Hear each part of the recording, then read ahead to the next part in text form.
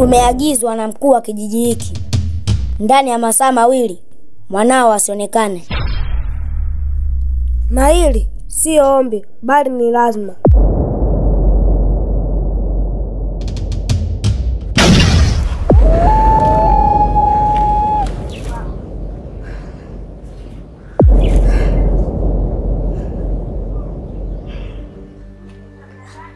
Mtoto mimi hapa nilisema, lakini mtoto utaniletea matatizo kijijini mimi. Umeona sasa, ndio haya ndio kwa nyakati.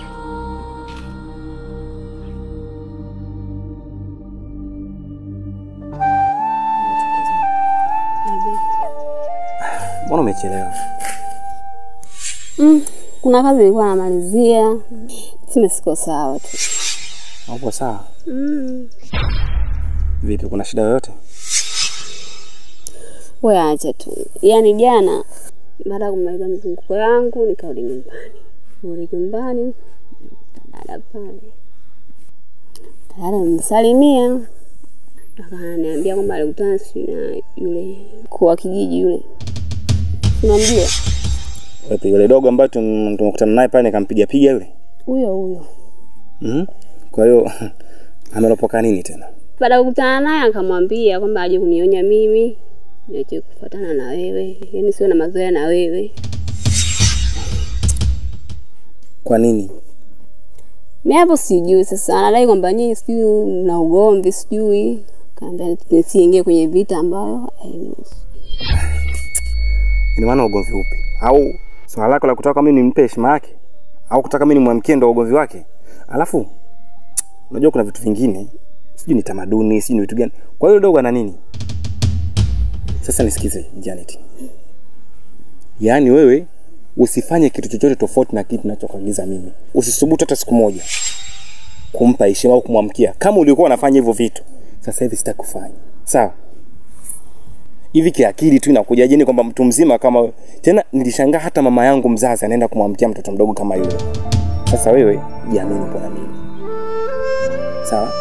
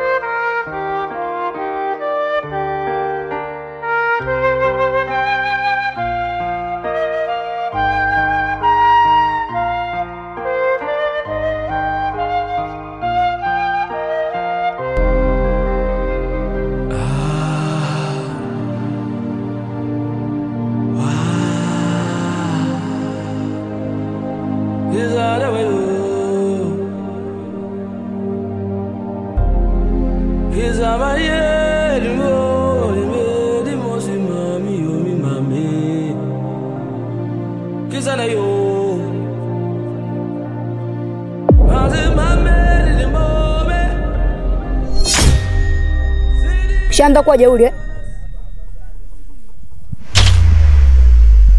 Na maana hujaniona? Naongea na wewe. Hivi wewe tukuogopa mko nani? Hivi unajua watu tusisha kutoka hapa kijijini? Ikiwemo mimi. Nimechoka. Unajua nimechoka? Kwa kuwa wewe unataka kuona upande wangu wa pili, ngoja nikuonyeshe.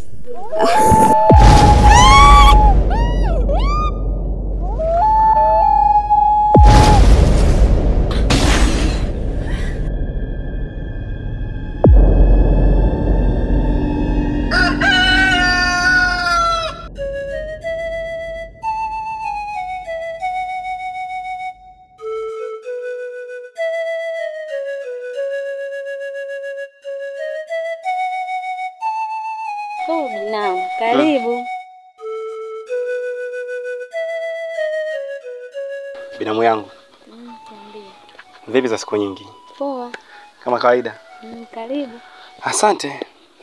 Vipi mjomba, nimemkuta? Ndani. Yupo ndani.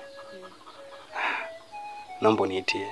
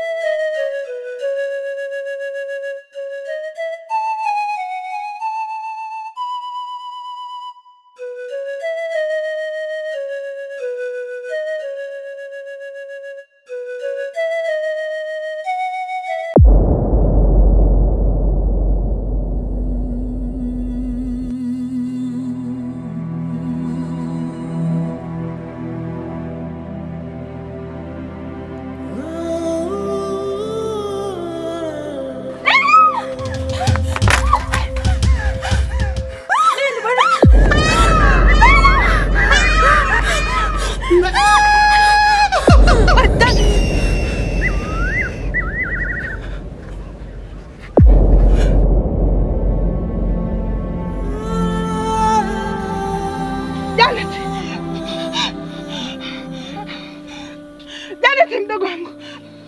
Umepatwa na nini?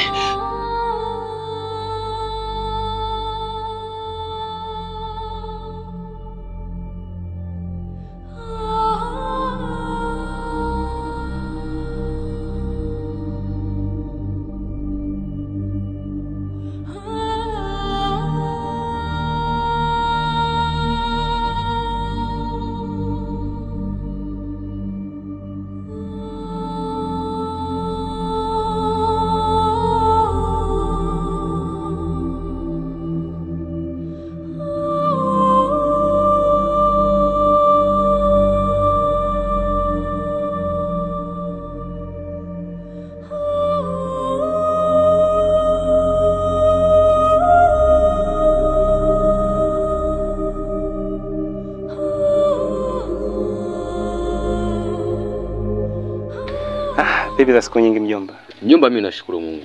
Ndio. Kwa kweli Mungu ni mwema. Kama kuna changamoto ni eneo la kibinadamu. Mjomba umebadilika kweli hapa nyumbani. Ni kweli mjomba. Namuona hata binamu yangu pale sasa hivi, sio ndio yule nilokamwacha. Ni kweli mjomba unachokisema. Hivi unavyomuona huko kamsifu kunenepa amepungua, hakuwa vile. Sawa. Sasa mjomba, mimi nimekuja kwenye lile swala ambalo nilikupigia simu. Ndio. Juu ya swala mzima la kuja kufunga ndoa. Ndio. Na mchumba wangu Janet. Mjomba umefanya vizuri sana. Kwa sababu Janet alikosa amani kabisa kwenye moyo wake pindi aliposikia ile simu unapigwa na simu uje kumuoa. Alikuwa anahangaika sana na sana nasubiri ujio wako. Kwa hiyo kama umekuja itakuwa vizuri kabisa.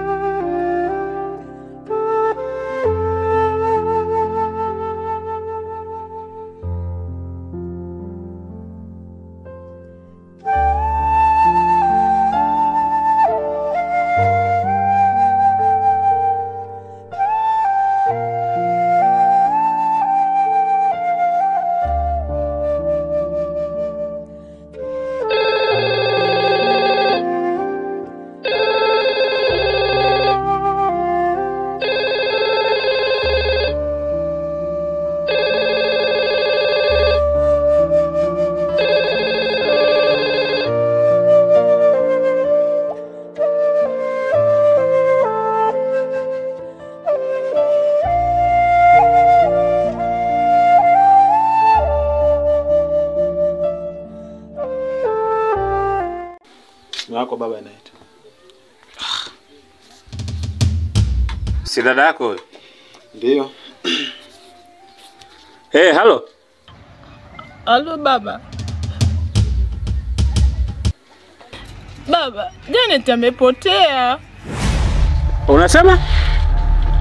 Shikia. Amepotea? Yaani baba, mimi nimemwona Janet anakimbia tu.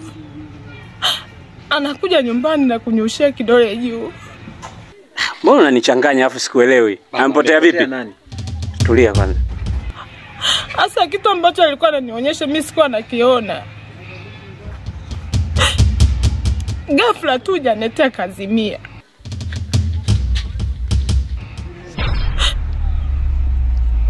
Baada ya kuzimia nikamnyanyua nikamweka ndani.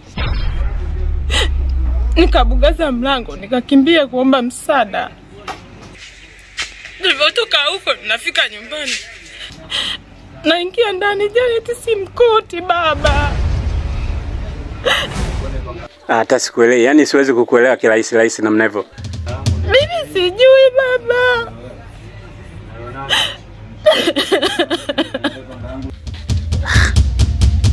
Yani kirahisi unaniambia binadamu huyo amepotea vipi? Sasa sikiliza. Maana umeshanichanganya. Hapa sasa hivi mimi naondoka hapa napanda gari na kuja huko.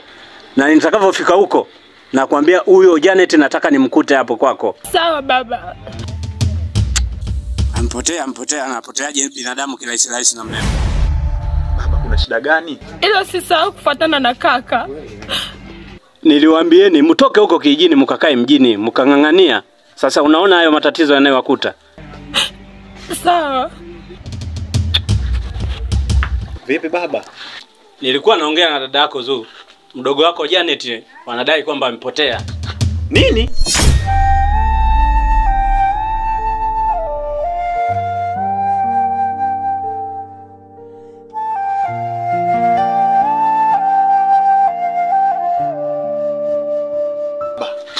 Nini tena?